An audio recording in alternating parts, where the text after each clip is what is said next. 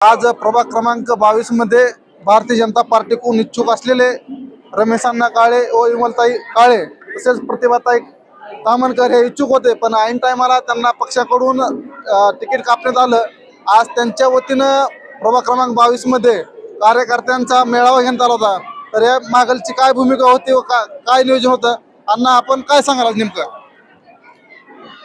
आम्ही लक्ष्मण भाऊ जगताप आमदारकीला उभे होते त्यावेळेस आम्हाला सर्वांनी भारतीय जनता पार्टीने की तुम्ही प्रवेश करा, तुमच्यासाठी आम्ही 100% हजर आहोत। 9 वर्ष मी, माझा मुलगा, माझी बायको 9 वर्ष या BJP साठी वाढण्यासाठी प्रयत्न केले। जे होईल आमच्या त्यांनी 100%। भाऊंच्या आमदारकीचे असू दे, अश्विनीताईंचे असू दे, श्रीरंग बारण्याचे खासदारकी असू दे, किंवा आता शंकर भाऊचे होते, 99% म्हणणारच नाही, 100% आमच्या तिघा कुटुंब या BJP साठी लढलं। काय दिलं BJPने? अहो साधं वार्ड अध्यक्ष नाही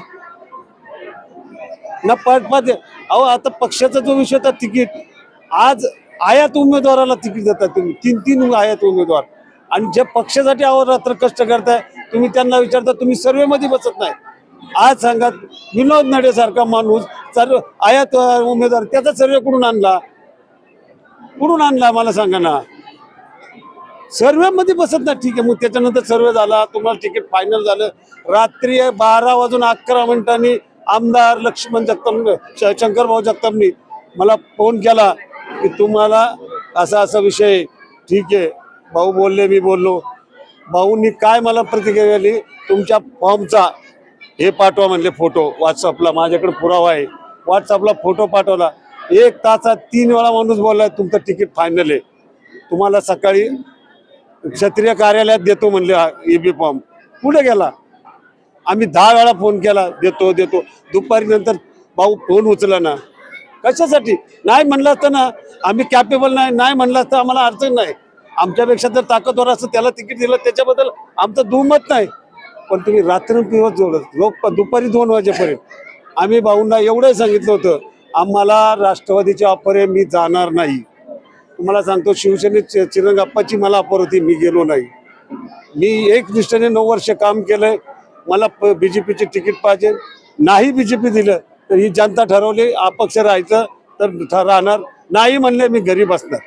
मला पैशाचा लोभ नाही, माझ्या आईबापाच्या पुण्याने देवाच्या ह्याने मला भरपूर दिलंय, आणि 2012 ते 2017 अशी 4 लोक दाखवा, 4 की त्या माणसाचं मी घराचे पैसे घेतलेत, रोडचे पैसे घेतलेत, नळाचे पैसे घेतलेत, असे 4 लोकांनी सांगा। मी आजही इलेक्शन मधून बाद होतो, लगेच मी स्वतः करतो, कारण मी तेवढं काम केलं माझ्यासाठी। तुम्हाला सांगतो, माझं कुटुंब जसं आहे ना, मी माझ्या भावाला, माझ्या बायकोला, माझ्या पोरांना कुटुंब समजतो, तसं मी विजयनगरच्या लोकांना एक कुटुंब समजतो। 24/7 असे काही लोकांना आहेत, विचारा। माझा फोन, मला त्यांचा फोन जर आला ना, मी उचलला नाही, समजा उचलला नाही तर मी त्यांना रिकॉल केला, असा एक माणूस दाखवा की मी त्याला उत्तर नाही दिलं। एवढं कष्ट केलेत मी, आणि मी परिवारासाठी केलेत, आणि त्याचा मला जर तुम्ही त्रास दिला असेल तर ती माझ्यासाठी आणि माझ्या परिवारासाठी लय मोठा धोका आहे, लय मोठा धोका आहे। तुम्ही सांगा ना, काय एक हर्षद नडे सोडला तो कोण BJPचा आहे? मागच्या वेळेस तीच कथा, हीच कथा। काय केलं आमच्या नागरिकांनी, काय केलं? आज 5 वर्षात एक काम नाही, आज 5 वर्षात निधी मिळत नाही, असं लिहिलंय का? मी दाखवतो, घटनेमध्ये लिहिलंय, प्रत्येक नगरसेवकाला प्रत्येक वर्षीचा खर्चासाठी निधी असतो। गेला कुठं? हे म्हणतात निधी नाही दिला, सत्ता नाही दिली। अहो सत्ता नाही होती म्हणून निधी नाही। आम्ही पण 2012ला काँग्रेसमध्ये होतो, हा BJP मध्ये 3 नगरसेवक होते, सत्ता राष्ट्रवादीची होती, केंद्रात राज्यात BJPची सत्ता होती, आम्ही निधी आणला का नाही? आज गार्डन झालं, शाळा झाली, 45 मीटर रोड झाला, स्मशानभूमी झाली, पाण्याच्या टाकीसाठी, आणि मी ड्रेनेज, लाईट, पाणी हे किरकोळ मी प्रश्न बोलतच नाही, आणि याच्यासाठी आमचा वेळ पण नाही घालवला। आमच्यासाठी विजन आहे की आमच्या एरियातल्या लोकांना चांगल्या सुविधा द्यायच्या, पोरं खेळायला मैदान पाहिजे, गार्डन पाहिजे, स्कूल पाहिजे, हॉस्पिटल पाहिजे। आज मी आकांक्षा फाउंडेशनकडे ना शाळा केली, 1 रुपया फी नाही। असं सांगा, काळेवाडीच्या विद्यार्थीचं एक बाहेरचा विद्यार्थी घ्यायचा नाही, मला माझ्या परिवारासाठी काम करायचं। मी दुसरा विषय घेत.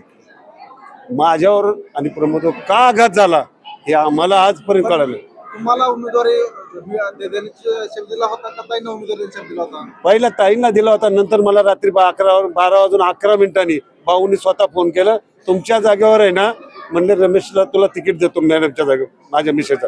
तर मी भाऊला एवढं म्हणलो होतो, भाऊ आपली 2 दिवसापूर्वी चर्चा झाली की माझ्या मिसेसला तिकीट देणार होता, तुम्ही म्हणलं मला देतात, त्याच्याबद्दल काय विषय नाही. आमचं ठरलं की संतोष कोकणीच्या विरोधात उभा राहतो म्हणून तुला तिकीट बाहेर तोडून मला देत. भाऊ म्हणलं माझ्या घरातला असा विषय म्हणून. तर भाऊनी मला काय म्हणावं माहिती आहे का, जर तुला तिकीट दिलं तर तुझी बायको घरात घेणार आहे का नाही, एवढे असले बोललेत. किती मोठा धोका आहे. तुला तिकीट फायनल झालं म्हणते. स्थानिक नेतृत्व सोडून ह्याच्यात कुणी दोषी नाही. एवढा आघात नाही व्हायला गेले पाहिजे. 15 दिवस झालो त्या उमऱ्याचे आम्ही पाय झिजवतोय. आम्ही प्रत्येक माझा कार्यकर्ता असू, माझे वडील असू, प्रमोद भाऊ असू, आम्ही रोज तिथं जातोय. रोज आम्हाला एकच आश्वासन दिलं जातंय की तुमचं तिकीट फायनल आहे. मग हे तिकीट गेलं कुठं, कुणाच्या पदरात गेलं, कशामुळे कापलं आमचं तिकीट? आम्ही कॅपेबल नाहीये तुम्ही ते सांगा, आम्ही सर्वेत नाहीये ते सांगा. सर्वे आम्ही बघितला, माझी मातोश्री हा सर्वे टॉपला आहे, भाऊंचा विषय झाला तर ते पण टॉपला. मग आमच्या चुका काय आहेत? आम्ही कुठं अडलो? आम्ही कोणत्या गोष्टीला कमी पडलो? तुमच्यासाठी आम्ही 1-1 वाजेपर्यंत विधानसभेच्या वेळेस दोन्ही विधानसभेला आम्ही कामं केली. खासदारकीला तुम्ही सांगितलं, कारण शब्द आम्ही मोठा आहे. आम्ही ज्या दगडावर पाय ठेवतो ना त्याच दगडाला मोठा करतो, तोच देव मानतो. आणि दुसऱ्याकडे आम्हाला जायची सवय नाहीये, आम्हाला ऑफर नाही असा विषय नाहीये. पण आम्ही ज्या माणसाच्या वग उभं राहिलो, निष्ठेने उभं राहिलो. आज माझ्यावर हसणारे लोक आहेत. काय दिलं तू आम्हाला? त्यांनी एक तिकीट साधं देऊ शकत नाही का आम्हाला? आज इथं असा विषय नाही का हा माझा परिवाराचा विषय. प्रमोद भाऊला जरी तिकीट दिलं असतं ना तरी मी खंबीर त्यांची पाठी उभं राहिलो असतो. एक विजयनगरवर अन्याय हा.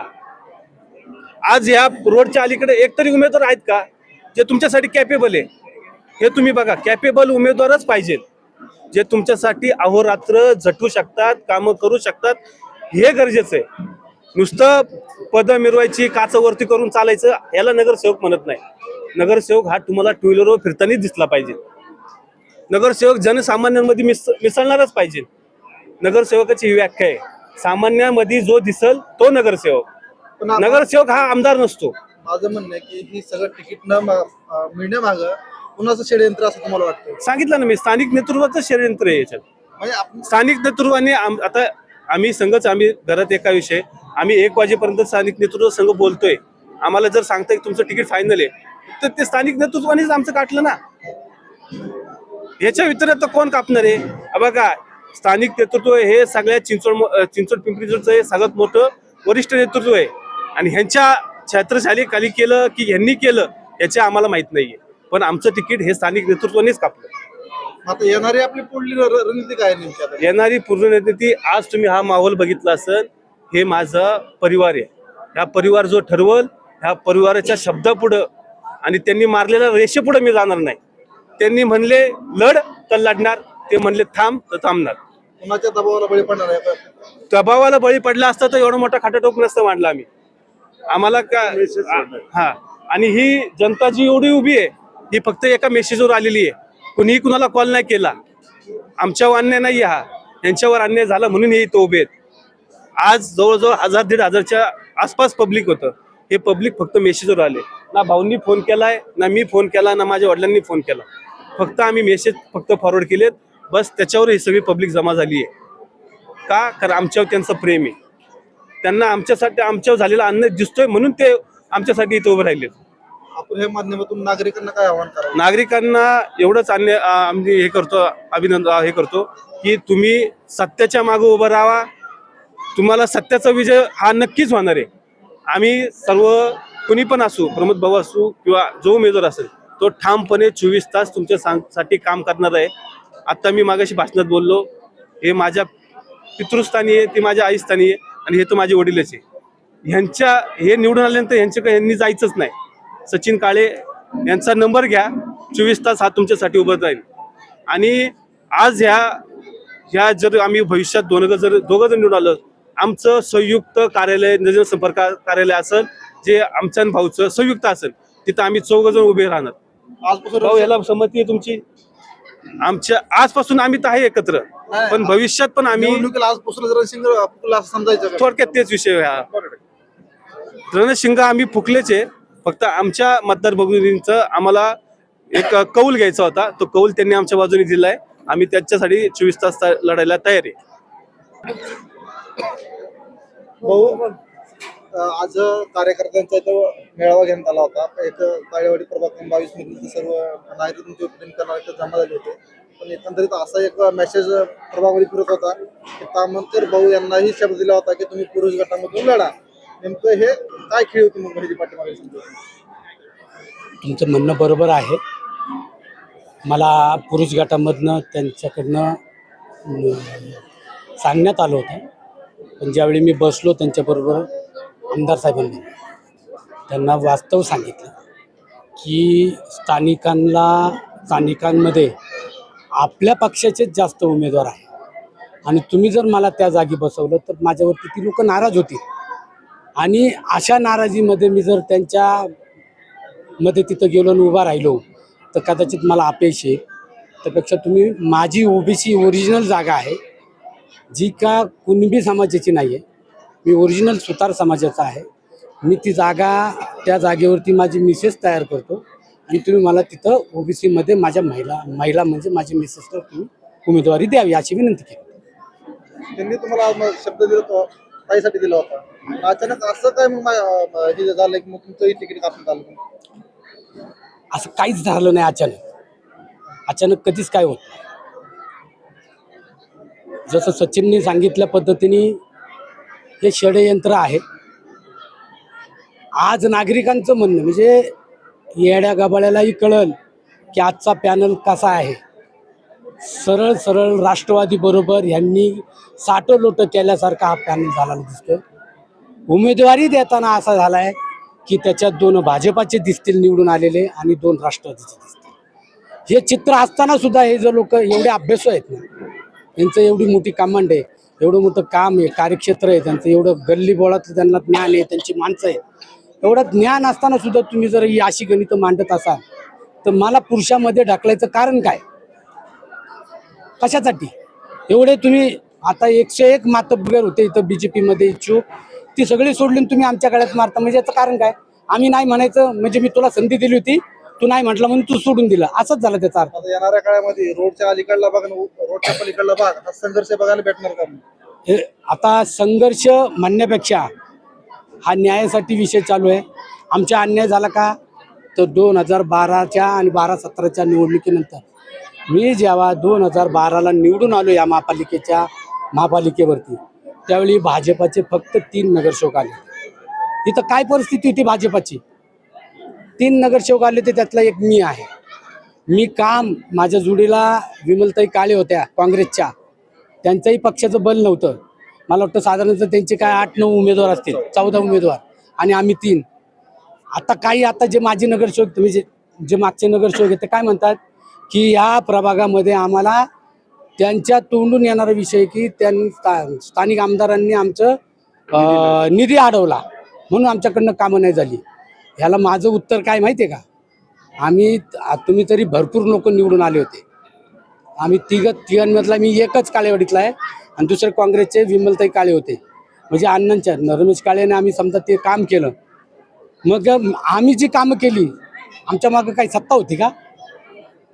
मग आम्ही कामं कशी केली? काय केलं नाही. ठळक कामं सांगेल तुम्हाला. समजा 45 मीटरचा रोड जिथं तुमच्या जागा 1 गुंठा ताब्यात नव्हती, एवढा मोठा road start to end day 1 आम्ही निवडून आल्यानंतर डे 1 आम्ही काम चालू केलं. आमचं व्हिजन होतं, आम्हाला ह्या प्रभागासाठी काम करायचं. आमच्याकडे आम्ही प्लॅन केला. त्यासाठी आम्ही पहिले 10 ते 15 दिवस आम्ही पहिलं स्वतः बसलो, आमचं अंडरस्टँडिंग केलं, आपल्याला कसं काम करायचं, आपल्याला काय करायचं. नागरिकांना माहीत नसेल, आम्ही दोघांनी 1.5-1.5 महिना याच्यावरती अभ्यास केला, नियोजन केलं.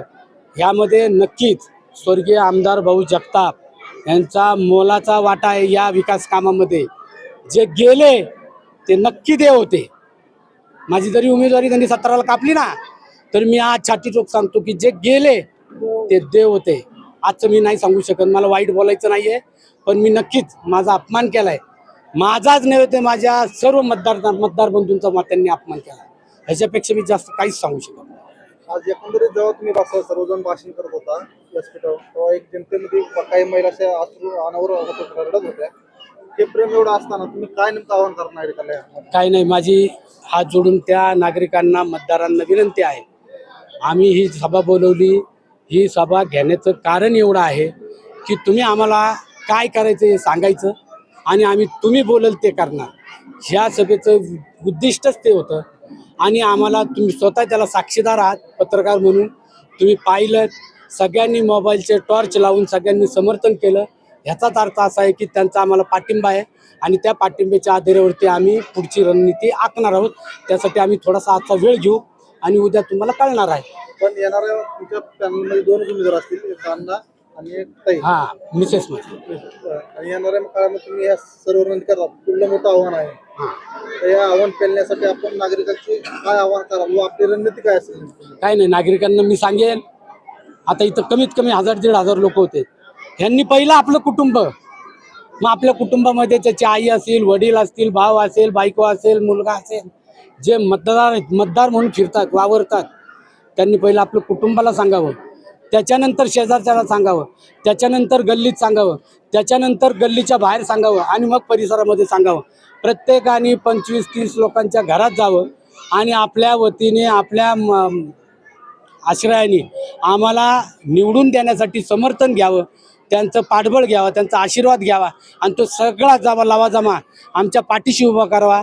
आणि त्या लवाजमाच्या आधारे आमचं त्यांना आव्हान आहे, त्याच्या प्रती त्यांना आम्ही विनंती करेल की तुम्ही केलेल्या श्रेयाबद्दल, कामाबद्दल आम्ही तुम्हाला 5 वर्षाची हमी देतो, नवे तर त्याच्यानंतरही आम्ही तुमच्या सेवेमध्ये उभे ठाकणार आहोत. आणि सचिन बोलल्याप्रमाणे आम्ही सर्व कुटुंब म्हणून ह्या विजयनगरसाठी कुटुंब म्हणून काम करणारे, कुटुंब म्हणून पाहणारे, कुटुंब म्हणून पाहतो आणि ह्या सगळ्यांची अडचण की आमची अडचण म्हणून त्याच्या सेवेसाठी आम्ही उभं राहतो. अशी एक चर्चा चालू आहे प्रभागामध्ये की प्रमोद तामणकर यांच्यावर एक प्रेशर आणला जात आहे की त्यांना उमेदवारी अर्ज मागे घेण्यासाठी. मग प्रमोद तामणकर येणाऱ्या काळामध्ये उमेदवारी अर्ज मागे घेताल काय लढणार हे आता तुम्ही जनतेला स्पष्ट करून सांगा. नक्कीच माझ्यावरती प्रेशर आहे, पण मी प्रत्येकाला हेच सांगितलंय की आम्ही रमेश काळेने आम्ही जे ठरवलंय, जर नागरिकांनी उत्स्फूर्त प्रतिसाद दिला, नागरिकांनी एका मेसेजवरती जर आपल्या इथं उपस्थिती दाखवली, तर त्या प्रेशरला आम्ही बिलकुल जुमानणार नाही. आम्ही नागरिकांच्या बरोबर थांबणार आहोत, मतदारांच्या बरोबर थांबणार आहोत. आमचं जे व्हायचं ते देव आहे आणि आमचं चांगलं करायचं ते मतदार आहेत. त्याच्यामुळे मी काही माघार घ्यायचं काही मूडमध्ये नाही आहे. तुम्ही आता म्हणता की नागरिक प्रतिसाद राहिल्या फक्त उद्याच्या दिवस अर्ज मागे. हो, तुमची एक ठाम भूमिका सांगा नाही, क्लिअर करून टाका की मी निवडणूक लढवणार आहे. मी निवडणूक माझ्या पत्नीला प्रतिभा प्रमोद तामणकर म्हणून निवडणुकीच्या रिंगणामध्ये उतरवणार आहे आणि मी ती पूर्वत्वास नेणार आहे. तर आपण एकंदरीत बघतो की आज प्रभाग क्रमांक 22 मधील सर्व जनता त्यांना पाठिंबा देण्यासाठी आलेली आहे. अनेक महिलांनी अश्रू आवाजले आहेत. तर एकंदरीत काळे कुटुंब आणि तामणकर कुटुंबाने एक आज जाहीर केलं आहे की या इलेक्शनच्या ह्याच्यामध्ये आम्ही माघार घेणार नाहीत. अनेक वेळेस आपण या प्रभागातल्या अनेक घडामोडी जाणून घेण्यासाठी स्टार 20 न्यूज